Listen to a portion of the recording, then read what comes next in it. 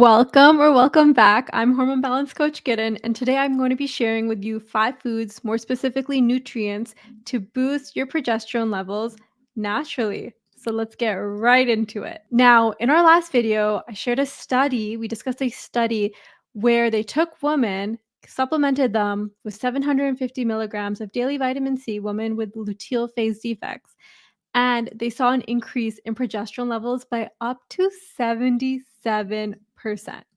So, this really highlights the potential of vitamin C in supporting hormone balance and fertility. And what I really want to share with you is that you have so much power when it comes to your food choices and supporting hormone harmony in your body.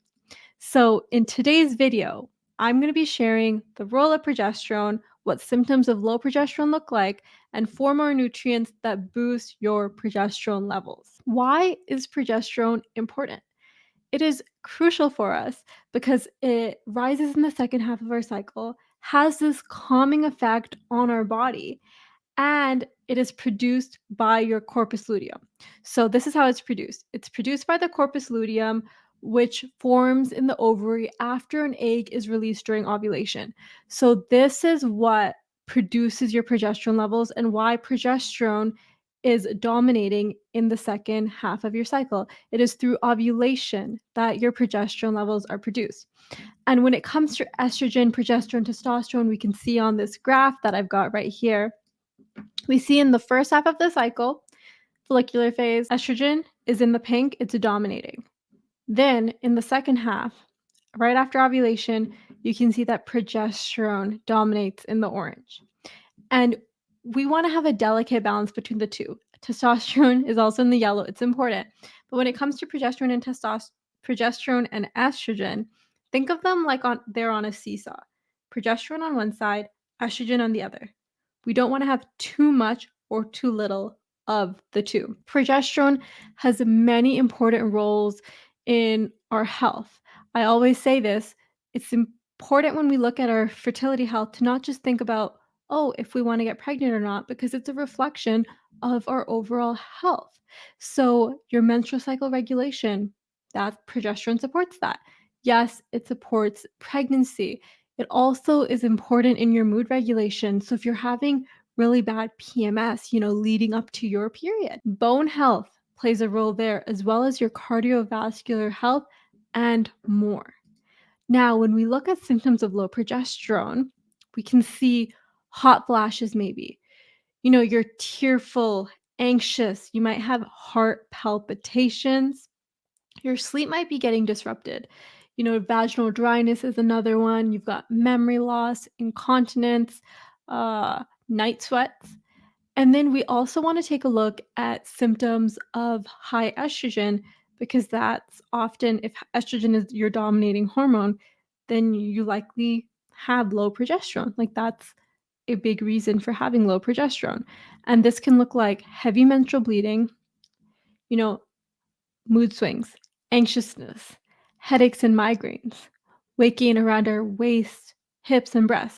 Magnesium. This is so important because stress literally depletes magnesium.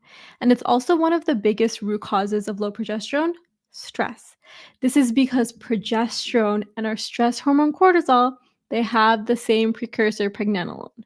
Now, magnesium is a mineral that has hundreds of functions in our body, and most people are deficient. So when we want to look at foods that support magnesium, you can see we have our little Brazil nuts here. Think Brazil nuts, avocado, almonds. You'll love this one. Dark quality chocolate. Banana, salmon. Personally, I take magnesium glycinate every night before bed. Next, vitamin B6. This can get depleted if you have estrogen dominance, as vitamin B6 is involved in estrogen metabolism. So, vitamin B6, not only that, it supports the health of your corpus luteum. It can really support that. Foods for vitamin B6, let's talk about it. You've got chickpeas, leafy greens, organ meats, chicken breast, turkey, bananas. These are all some examples. Moving on to number 4. Zinc, This impacts your ovaries and your pituitary gland, which is so important in the production of progesterone. So, zinc helps FSH, which is your follicular stimulating hormone, encouraging ovulation. That's what your FSH does. And through ovulation, we now know is how your body produces progesterone.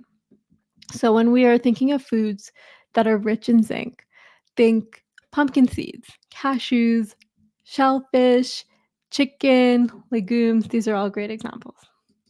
Next, we've got something that is so crucial when it comes to blood sugar balance and support, and that's fiber. So, throughout the idea that low fat is better for you, we do want to incorporate healthy fats, full fats, and protein at every single meal to keep our blood sugar levels stable, as often that is one of the simplest and most impactful things we can tackle when we notice imbalances in our hormones. Fiber supports our gut microbiome, it binds to excess estrogen in the body. Think your veggies, think about each meal as nourishing those bugs in your gut. And I have a whole video about gut support that I'll leave below. I also have a video about estrogen dominance and 3 steps to transform and overcome that. So that will also be linked below. As a summary, we discussed vitamin C, magnesium, B6, zinc, and fiber in today's video.